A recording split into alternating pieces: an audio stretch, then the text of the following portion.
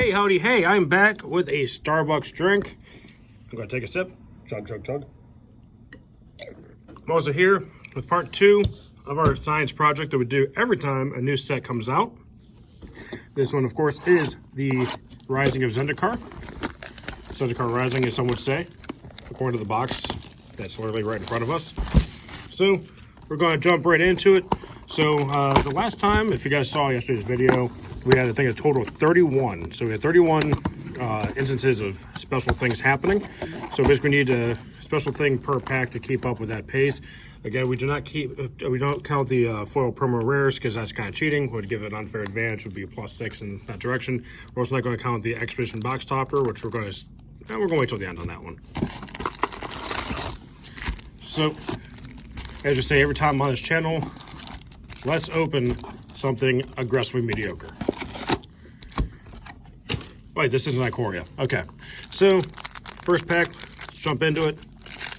And I believe these packs are going to have not only the pull tab, so this is going to be a horrifying video for me, but they also have all the rares and mythics and foils in the front.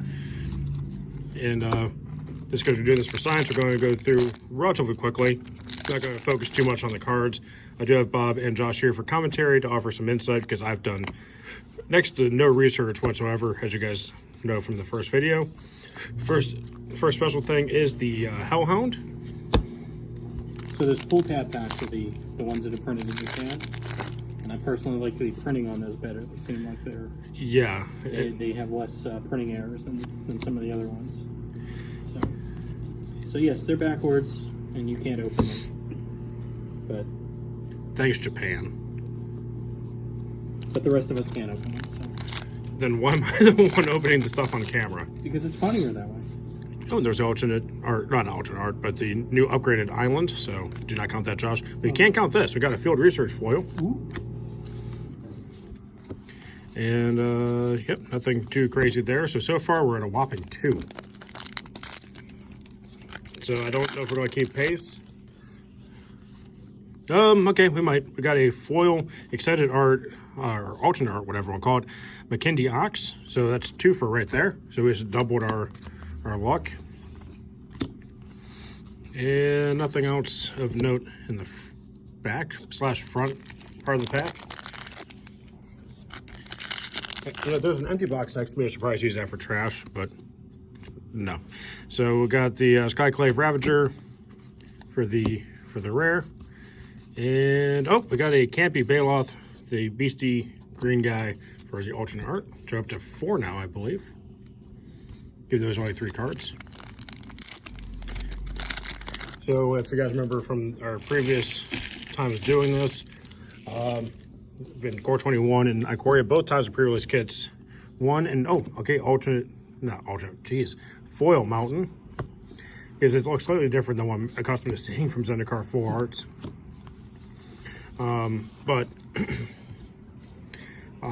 Yeah, so we're hoping maybe we could buck the trend and maybe the box can keep the kits from pulling away completely in our science. And oh, there's a mythic, Drawn at the Last Blood Chief. Very nice. So mythic number 1's a pretty nice vampire hit. Bob, you play a lot of vampires. What are your thoughts on Drawn at the Last Blood Chief? Fan? I'll actually give you the cards for reference. And while you're doing that, Josh, there's an alternate art, Cat Beast. Ooh.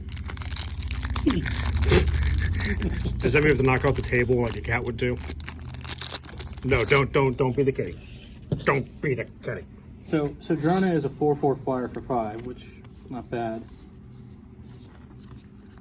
When the tax defending player chooses non-legendary creature card in your graveyard, return that card to the battlefield with a 1/1 counter on it. It's a vampire in addition to its other types. I mean, a lot of people will look at that and say it's bad because it gives your opponent a choice there, but if you control your graveyard well enough, then, you know, they might not have a choice. So, is that an ad for you for Anawan? It's an add to my Anawan deck for sure. It's not going to replace Anawan though. No. Definitely not. And because if I were to place Anawan with Drana, it would be the Drana. So there's the Skyclave Shade for the alternate art rare, and Kazandu Nectar Pot. Yeah. I can do that thing decently well and say words good. Okay, so we got another foil. We got Acquisitions Expert and Relic Robber for the rare for the Goblin Rogue guy. There might be an add to Josh's Krenko deck. 2/2 for 3 with haste. When he deals combat damage to a player, that player creates a 0/1 Chorus Goblin construct artifact creature token with this creature can't block. At the beginning of your upkeep, this creature deals 1 damage to you. So you're giving them a theoretical blocker that can't block, and it just exists and does damage to them. I like it. It's like the illusion of something good. And okay, we got Fury of I can never say this word. Akoum. Akoum. Chrome. Yes. Yeah, but we got another mythic. It's the Minotaur Warrior. I guess actually, no, there's not a CH. It'd be a cone. There's art. It's made up word. Like we said in the last video, every word is made up according to Thor. So that's another video that Bob, Josh, and I are going to be doing later. We're going to be discussing the new set coming out the first quarter of 2021. They're doing a set that's kind of based on Norse mythology. And you got Leyline Tyrant as a foil mythic. So that's another 2 for right there. It's pretty nice. So our second mythic back to back are both red. So we probably made about 55 cents on that pack, those packs right there. Yeah, but remember that one mythic's actually green. Oh yeah. I keep forgetting that Leyline Tyrant's actually green, but identifies as red. 2020. So we have Lanvala Shield of Seagate. It's an Angel Wizard. It's blue-white. And let's see what we have in the back of the pack. Nothing too crazy of note. Feels weird to say back of the pack when we're going to talk about commons. And okay, so we got first flip land, flip duel. Craig Crown Pathway, and flips over into the green one, the Timber Crown Pathway.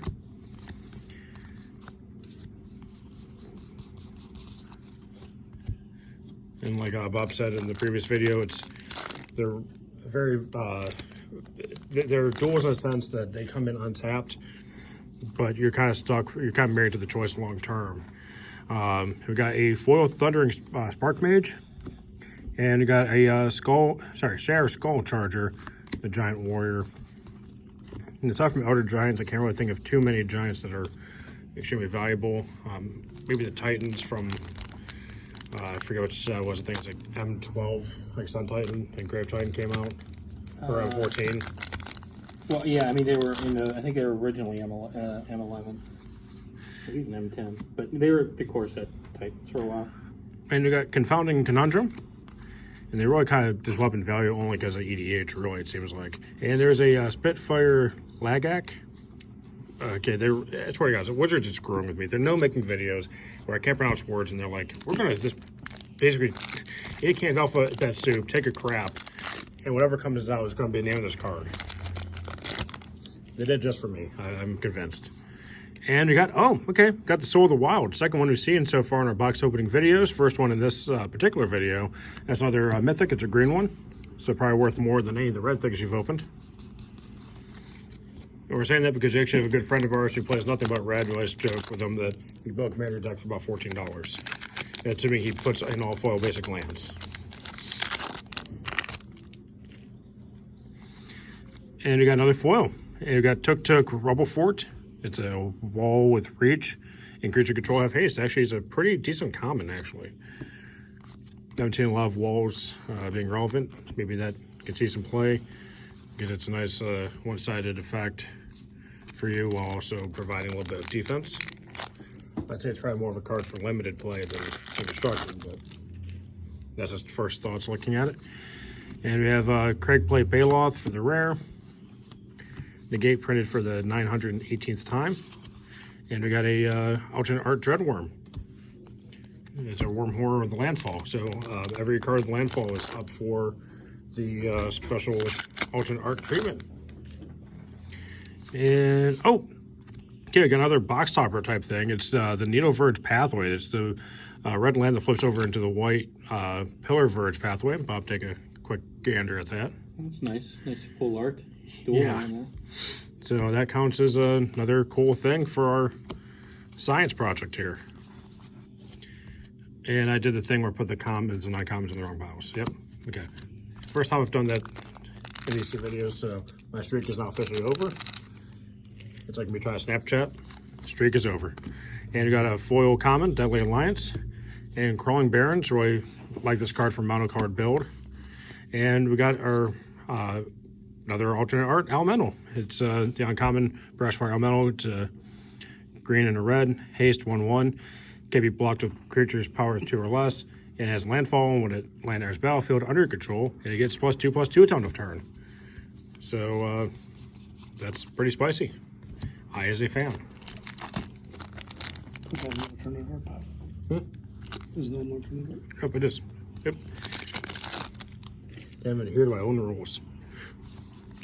And we got Seagate Restoration. It's a flip card, and it's also mythic. So it turns into Seagate Reborn. Enters battlefield, may pay through life. If you don't, enters battlefield tapped, so it's kind of like a poopy shock. But on the other side is a pretty cool sorcery. Draw cards, equal number of cards in your hand +1. You have no maximum hand size for the rest of the game. That will definitely be an EDH staple for a long time for anyone playing any kind of blue deck. And there's another alternate art, Territorial Scythe Cat. As we get down to the last couple of packs of the second stack of packs here. Looks like it's doing pretty well. We got a Valakut Exploration for the rare. Valakut, I've heard both ways because I said it both ways. Another Bolt Tab. I'm actually getting reasonably not terrible at doing that. Not trying to brag. And we got another foil Skyclave Sentinel. And Aura Skyclave Hierophant is going to be the rare. And let's rush through the commons. And nothing that piques my interest.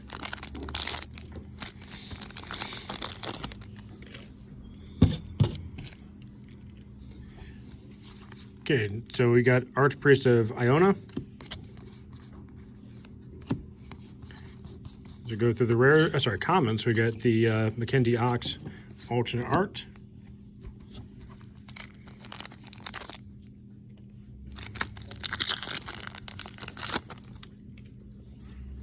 Ripping right through. We got another flip dual land Clearwater Pathway.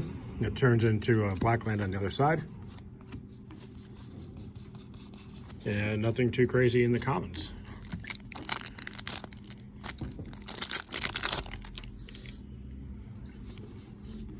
And we got a foil Expedition Skulker and Ornery Foos. That's how you get to the foil. Okay. And we got a Ruin Crab.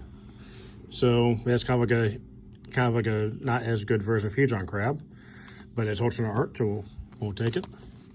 And there's another alternate art, Skyclave Squid. So overall, 3 cool things in that one pack there. Isn't the Ruin Crab better than the Hedron Crab? It mills all your opponents, not just one. Really? Each opponent. Okay, yeah, it is better than Hedron Crab. Yeah. Okay. That's why they made a new version for Commander. Oof. There's And mill decks in Commander. yeah, but you're just playing Iona, then infinite mana, pump into it, everyone dies. Is pretty much the only way mill functionally works in Commander at this point.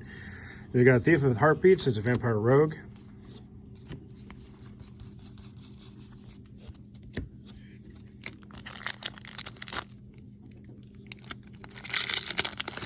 I remember playing as an Una deck and a GP, and someone was so excited they had everything set up, and they're like, "Yeah, I'm going to play Power Artifact," and I basically said, "Nope, Force of Will." And let's see, nothing of note in the common slot. So a couple packs in a row with nothing, but seems like it's either really feast or famine. Seems like we get like 7 things or no things. We've got a commander. That can't be used as a commander, but we do have an alternate art Scythe Cat.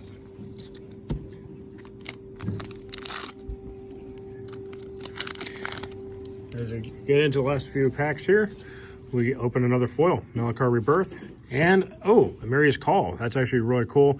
Create 2 4/4 white Angel Warrior creature tokens of flying. Non-angel creature you control gain indestructible until your next turn. And flipping on the other side, it's basically, again, the not so great shock land that's just one-sided. So another mythic as well in that pack. As we have 1, 2, 3, 4, 5 packs remaining, I would like to take the time now to say thank you to everyone for liking, commenting, subscribing, and the little bell icon for notifications for when we put out videos. And we got another Mythic, another Leyline Tyrant. I think it's the second one in this box, if not mistaken. Yeah. We have the Mara Wizard, the Horn Beetle, Roost of Drake. Okay. And just a few more packs left. Thank you also, too, for sharing on your Twitter, your Facebook, your Instagram, your MySpace, if you still have one, your OnlyFans, whatever platform you like to share yourself on. And we also have the foil Blight Blade. Master of Winds is going to be the rare for the pack.